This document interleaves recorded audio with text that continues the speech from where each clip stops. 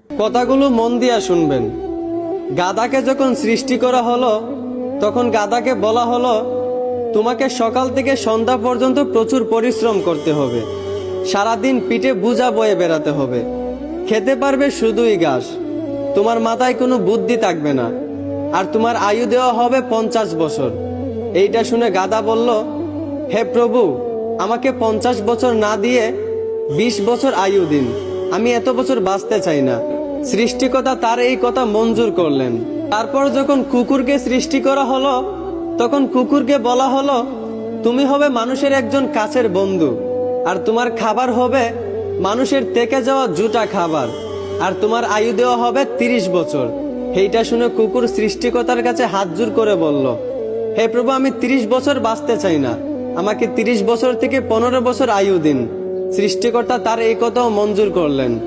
তারপর যখন বানরকে সৃষ্টি করলেন তখন বানরকে বলা হলো, তুমি শুধু এই গাছ থেকে ওই গাছে ঝুলতে থাকবে আর মানুষকে বিনোদন দেওয়ার চেষ্টা করবে, আর তোমার আয়ু দেওয়া হবে 20 বছর। এইটা শুনে বানরও হাত জোর করে সৃষ্টিকর্তার কাছে বলল, হে আল্লাহ, আমাকে 20 বছর না দিয়ে 10 বছর আয়ু দিন, আমি এত বছর বাঁচতে চাই না। সৃষ্টিকর্তা বানরের কথাও মঞ্জুর করলেন। তারপর আসলো পুরুষের পালা। পুরুষকে যখন সৃষ্টি করা হলো তখন পুরুষকে বলা হলো, তুমি হলে প্রাণীদের মধ্যে সবচেয়ে বিচক্ষণ এবং বুদ্ধিমান, এই জন্য তোমাকে প্রাণীদের শিরোমণি করা হলো, আর তোমার আয়ু দেওয়া হবে 20 বছর।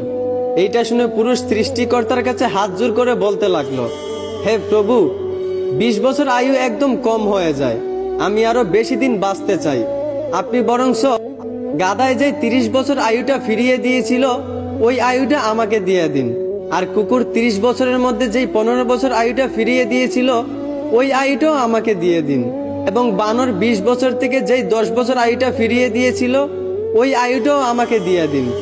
সৃষ্টিকর্তা পুরুষের এই কথাগুলো মঞ্জুর করলেন। তারপর থেকেই ছেলেরা 20 বছর পর্যন্ত পুরুষ হয়ে বাঁচে, আর যেই 30 বছর গাধার থেকে চেয়ে আনা হয়েছিল সেই 30 বছর পরিবারের বোঝা পিঠে বয়ে বাঁচে, ঠিক একদম গাধার মতোই। বাকি 15 বছর সন্তানরা যা দেয় তা খেয়েই বাঁচতে হয়।